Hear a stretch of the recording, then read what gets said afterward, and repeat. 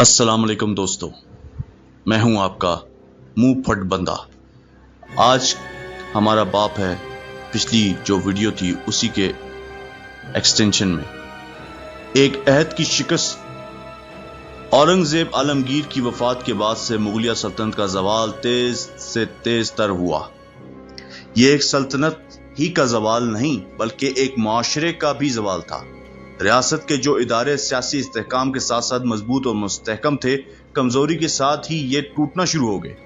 रियासत के ये इदारे अगर आवाम की फलाह बहबूद के लिए काम करें तो मुआशरे को तरक्की की जानिब ले जाते हैं, लेकिन अगर ये इदारे और बा इक़्तिदार तबके को मुस्तहकम करने और इनकी खातिर आवाम को लूटने खसूटने में मसरूफ हो जाएं तो फिर पूरा मुआशरा तबाही की जानिब चला जाता है। आखिरी अहद मुगलिया में यही कुछ हुआ। रियासत के इदारे महज बा इक़्तिदार तबके के आलाकार बनकर रह गए। इनका मकसद सवाए इसके और कुछ नहीं रह गया कि बा इक़्तिदार तबके के बढ़ते हुए अखराजात को पूरा करने के लिए आवाम से ज्यादा टैक्स लिए जाएं। यह सिर्फ एक तबके के जाती मकसद के लिए इस्तेमाल होने लगे और आवाम से दूर होते चले गए। सल्तनत के जमाने में हिंदुस्तान के अवाम बादशाह की जात को अपने तहफ़्फ़ुज़ का ज़ामन समझते थे और इसलिए इनके दिल में इनकी और इसकी इज्जत और वफादारी का जज्बा था। लेकिन बादशाह की कमजोरी ने इस वफादारी के जज्बे पर एक कारी ज़रब लगाई, क्योंकि बहुत जल्द हिंदुस्तान के अवाम को यह एहसास हो गया कि मुगल बादशाह सियासी लिहाज से इस कदर ताकतवर नहीं कि इसका तहफ़्फ़ुज़ कर सके। इसलिए अपने तहफ़्फ़ुज़ की खातिर उन्होंने नवाबों, राजाओं और खुद मुख्तार गवर्नरों की तरफ तवज्जो की, जो मुगल सल्तनत की कमजोरी के बाद सियासी लिहाज से आज़ाद और खुद मुख्तार हो गए थे। इससे अवाम की वफादारी जो अब पहले एक मरकज पर जमा थी टूट कर मुख्तलिफ हिस्सों में तकसीम हो गई। लेकिन मुकामी हुक्मरानों से यह वफादारी भी किसी मजबूत बुनियाद पर नहीं थी, क्योंकि ये मुकामी हुक्मरान खानदान सियासी अबतरी की वजह से तब्दील होते रहते थे। एक के बाद दूसरा खानदान फौजी कुव्वत के बलबूते पर या साजिश की वजह से ताकत में आता रहता था। इसलिए अवाम का यह फर्ज था कि हर उस हुक्मरान खानदान के साथ वफादार रहें जो बरसे इक़्तिदार था। हिंदुस्तान में इब्तिदा से अवाम तब्दीलियों में खामोश तमाशाई का किरदार अदा करते थे। इनके नजदीक इन सियासी तब्दीलियों की ज्यादा अहमियत नहीं होती थी, क्योंकि हुक्मरान खानदानों की यह तब्दीली इनकी जिंदगी में कोई खास इनकलाब नहीं लाती थी और हर नया हुक्मरान खानदान अवाम से दो बातों की तवक्को रखता था, वफादारी और टैक्सों की अदायगी। इसलिए हिंदुस्तान के अवाम की वफादारी किसी एक खानदान से मुंसलिक होकर नहीं रह गई थी। यह हर उस शख्स, खानदान या हर उस इदारे के साथ होती थी जो बरसे इक़्तिदार होता था, यानी कुव्वत में हुक्मरानी कर रहा होता था। खाना जंगियों, बामी जंग को जदल और सियासी तोड़ फोड़ के अमल ने रियाया को मजीद परेशान किया, क्योंकि जब फौजें एक जगह जाती थी तो खेतों को जलाना और लूट मार करना एक आम दस्तूर था। इन आवाम में अदम तहफ़्फ़ुज़ का शदीद एहसास पैदा किया। लेकिन इसका नतीजा ये भी निकला कि गांव के लोगों ने चारों तरफ से मायूस होकर अपने दिफा और तहफ़्फ़ुज़ का बेड़ा खुद उठाया। इसलिए पूरे मुल्क में जगह जगह घड़ियान बन गए और किसान मुसल्लह होकर अपने दुश्मनों का खुद मुकाबला करने लगे। इस सूरत हाल ने जगह जगह गांव की जमहूरियतें पैदा की, जो अपने तमाम मुकदमात का फैसला भी खुद ही करती थी, क्योंकि रियासत के तमाम इदारे, पुलिस, फौज, अदालतें या तो कमजोर हो गई थी या टूट चुकी थी या इनका दायरा कार महदूद होकर रह गया था। लिहाजा इस पर अशोब जमाने में निजाम जागीरदारी पर भी एक कारी ज़रब लगी। अब जागीरदारों के लिए नामुमकिन हो गया था कि वो दरबार में बैठकर अपने कारिंदों से मालियाना वसूल कराएं। अब मालियाना वसूल कराने का एक ही तरीका था कि ताकतवर फौज के जरिए किसानों को मगलूब किया जाए और फिर इनसे रुपया वसूल किया जाए। जागीरदारों के लिए यह मुमकिन नहीं था। वो एक मुस्तकिल फौज रखें और इसके जरिए अपनी जागीरदाराना मराद की हिफाजत करें।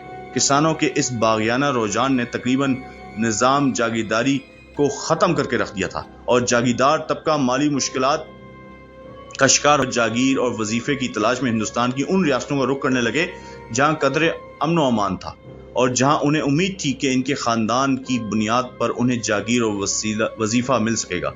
ये एक खुशाइन सूरत हाल थी। रियासत के वो इदारे जो अवाम के दुश्मन थे अपनी मौत आप मर चुके थे और इनकी जगह जो खिला पैदा हुआ था उसे अवाम ने खुद अमदाद बाहमी के असूल पर अब इदारे तख्लीक करके पूरा कर लिया था। ये आगे चलकर हिंदुस्तान की तारीख को बदल सकते थे, लेकिन बदकिस्मती से दूसरी ताकतों ने उन्हें इस बात का ज्यादा मौका नहीं दिया اور یہاں کوئی ایسی تحریک نہیں چلی جو گاؤں کی ان جمہوریتوں کو متحد کر کے اپنے دشمنوں سے مقابلہ کرتی، کیونکہ جہاں سیاسی انتشار نے انہیں آزاد کی فضا فراہم کی، وہاں کچھ رجت پسندانہ قوتیں قومیتوں کی شکل میں پیدا ہوئی اور انہوں نے مغلیہ سلطنت کی اس حالت سے فائدہ اٹھاتے ہوئے سلطنتوں کی تعمیر کرنی چاہی۔ ان میں مرہٹا، جاٹ، سکھ اور روہیلا خاص طور پر قابل ذکر ہیں۔ یہ طاقتیں اگرچہ بڑی تیزی سے ابھری، ان میں قوت و تازگی بھی تھی، جوش و جذبہ بھی تھا، مگر ان کے سامنے کوئی بلند و بالا مقصد نہیں تھا۔ ان کا مقصد سوائے لوٹ مار کے اور مزید انتشار پھیلانے کے اور کچھ نہیں تھا۔ ان کی لوٹ مار کا نتیجہ یہ نہیں نکلا کہ وہ ہندوستان کی عوام میں اپنے لیے کوئی جگہ نہیں بنا سکے اور نہ اپنے لیے کوئی جذبہ ہمدردی پیدا کر سکے۔ تاریخ میں یہ بدستور رہا ہے کہ امراء نے اپنی مراد، جائیداد اور سیاسی حیثیت کے دفاع و تحفظ کے لیے جنگ کی صورت میں مختلف نعروں کو استعمال کیا۔ کہیں مذہب کا نام لے کر عوام کو دشمن سے جنگ کرنے پر اکسایا، تو کہیں قومیت کے نام پر اور کہیں وطن کے نام پر۔ لیکن اس دور میں عوام اور فوجیوں میں اتنا شعور آ گیا تھا کہ وہ ان نعروں سے متاثر نہیں ہوتے تھے۔ اگر انہیں معاوضہ نہیں ملتا تھا تو پھر کسی صورت میں وہ اپنے سردار کے لیے جنگ نہیں کرتے تھے۔ مثلا عماد الملک جو مغل حکومت کا وزیر تھا، اس کی فوج اس لیے اس کا ساتھ چھوڑ کر بھاگ گئی تھی کہ اسے تنخواہ نہیں ملتی تھی۔ 1756 میں جب احمد شاہ ابدالی نے حملہ کیا تو اس کا ساتھ دینے والا کوئی نہیں تھا۔ دلی کے شہری بھاگ رہے تھے، اسے نہ تو فوج کے لیے کوئی امداد آدمی ملا اور نہ توپوں کی حفاظت کے لیے کوئی اس کا ساتھ دینے پر تیار ہوا۔ آخر کار جب اس نے خود کو بے یار و مددگار دیکھا تو تنگ آ کر خود احمد شاہ ابدالی کے حوالے کر دیا خود کو۔ ان فوجی سرگرمیوں کا ایک نتیجہ یہ نکلا کہ گاؤں کے گاؤں اجڑ گئے، کسانوں نے تنگ آ کر اپنی کھیتیاں جلا ڈالی اور جنگلوں میں چلے گئے، اکثریت بے روزگاری سے تنگ آ کر ڈاکو بن گئی، جرائم کی تعداد میں اضافہ ہوا اور تمام راستے غیر محفوظ ہو گئے۔ ہندوستان میں ٹھگوں کا جو عروج ہوا وہ اسی صورتحال کا نتیجہ تھا۔ ان کی تحریک کو تازہ سپلائی کسانوں کاشتکاروں سے ملتی تھی جن کی زمینیں اجڑ چکی تھی۔ یہی حال پنڈاریوں کا تھا، ان میں سے بھی اکثریت کسانوں کی، اس کے علاوہ بے روزگار فوجی بھی ان کے ساتھ شامل ہو جاتے۔ صورتحال نے تمام تجارتی راستوں کو غیر محفوظ بنا دیا تھا۔ کوئی تجارتی قافلہ سخت فوجی حفاظت کے بغیر اپنی منزل پر نہیں پہنچ سکتا تھا۔ تجارت کی کمی نے ہندوستان کی معاشی زندگی پر گہرے اثر ڈالے۔ کین نے ہندوستان کی حالت پر تبصرہ کرتے ہوئے اس عہد کی ایک سچی تصویر کھینچی ہے۔ شاہراہیں تقریباً ناپید ہو گئی تھی، شہر برباد ہو گئے تھے، قریبی گاؤں سے کسی قسم کا رابطہ مشکل ہو گیا تھا کیونکہ راستے میں چیتوں اور جنگلی ہاتھیوں کی کثرت تھی۔ کسان جو نہیں جانتے تھے کہ ان کی فصل کون کاٹے گا، اس لیے وہ کاشتکاری میں پر محنت نہیں کرتے تھے اور صرف اس قدر کاشت کرتے تھے کہ ان کے خاندان کی ضرورت پوری ہو سکے۔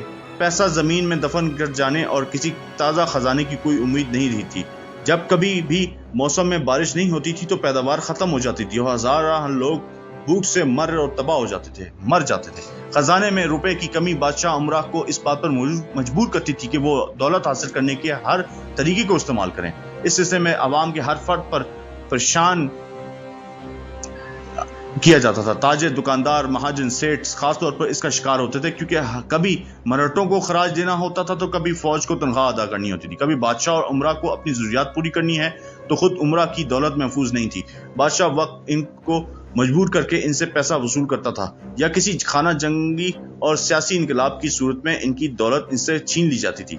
اس لیے یہ رجحان بڑھا کہ لوگوں نے حفاظت کے لیے اپنی دولت کو دفنانا شروع کر دیا۔ اس کے نتیجے میں دولت جسے گردش میں رہنا چاہیے تھا وہ زیر زمین دفن ہو کر بیکار ہو گئی، جس نے ملک کی معیشت کو متاثر کیا۔ آج تک کے اتنا ہی۔ یہ میں نے جو سب کچھ پڑھا ہے یہ میں نے ڈاکٹر مبارک علی کی کتاب سے پڑھا ہے۔ مغلوں کا جو اینڈ ہوا اس کے بارے میں یہ کتاب ہے، آپ بھی پڑھیں۔ تو میں نے کہا آپ سے شیئر کروں، میں نے خود بھی پڑھا، میرے علم میں بھی اضافہ ہوا، آپ کے علم میں بھی اضافہ ہو۔ کہیں میرے چینل کو لائک کریں، شیئر کریں، سبسکرائب کریں، بیل آئیکن پہ ضرور کلک کریں تاکہ نئی آنے والی ویڈیوز کا نوٹیفیکیشن آپ کو بر وقت مل سکے۔ تب تک کے لیے اللہ نے کے بعد۔